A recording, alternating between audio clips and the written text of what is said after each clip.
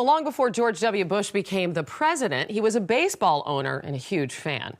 He held the first T-ball game at the White House in 2001, and on Wednesday, for the first time, the president invited young girls to play softball on the South Lawn. I got to do the play-by-play for the event, and these young kids got to have some big league fun. And before the game, I had a chance to speak to the president, not about politics or the war, but about his love of baseball and his efforts to get Americans to be more active.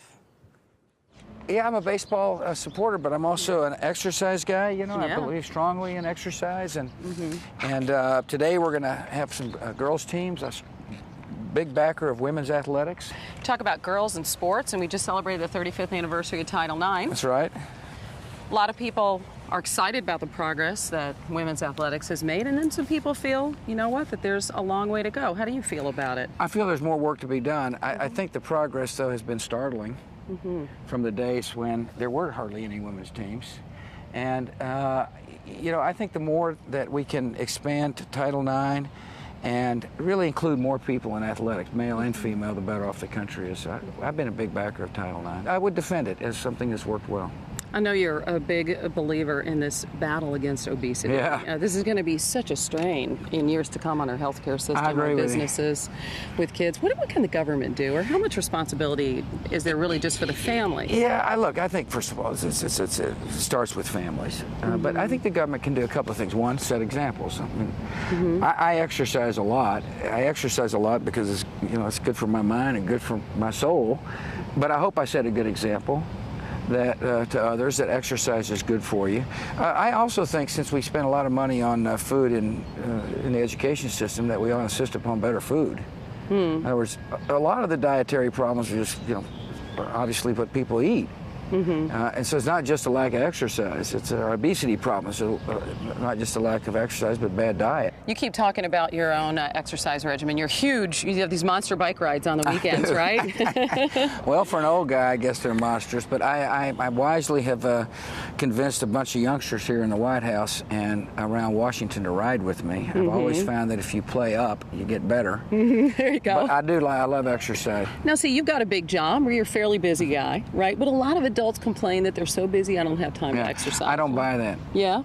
I don't buy it. I think that you set priorities in life, and if exercise is one of your priorities, you'll figure out time to do it. Sitting down at big lunch may be somebody's priority. It's not all that hard to shift that priority to exercising at lunch. It starts with the individual making up their mind whether or not they want to exercise. And you exercise. Yes, I do. Have you made it a priority? I'm a big believer. I have. Are you a mother? So, yes. Have you made that a priority? And I got a job. And you got a job. And so my point to you is there's three major occupations that you've been able to deal with. It's for your mental, for your physical, and here you're going to be 61 next week. Yes, thank you for just reminding that reminder. Are you a person that looks back on your life philosophically? And are you that way about age? Not really. I'm amazed at how young I feel. Because I do, when I look back, I say, man, 60 is old. Yeah. I can remember the day saying, golly, if I ever get to be 60, I'm ancient. And I feel great. And I think most 60-year-olders feel really good, particularly those who've taken care of their body and be careful about what they put in their body. I've got too much to worry about as president to be spending a lot of time reminiscing. What are you proudest of, though? I'm proudest of being a dad whose daughters love their father.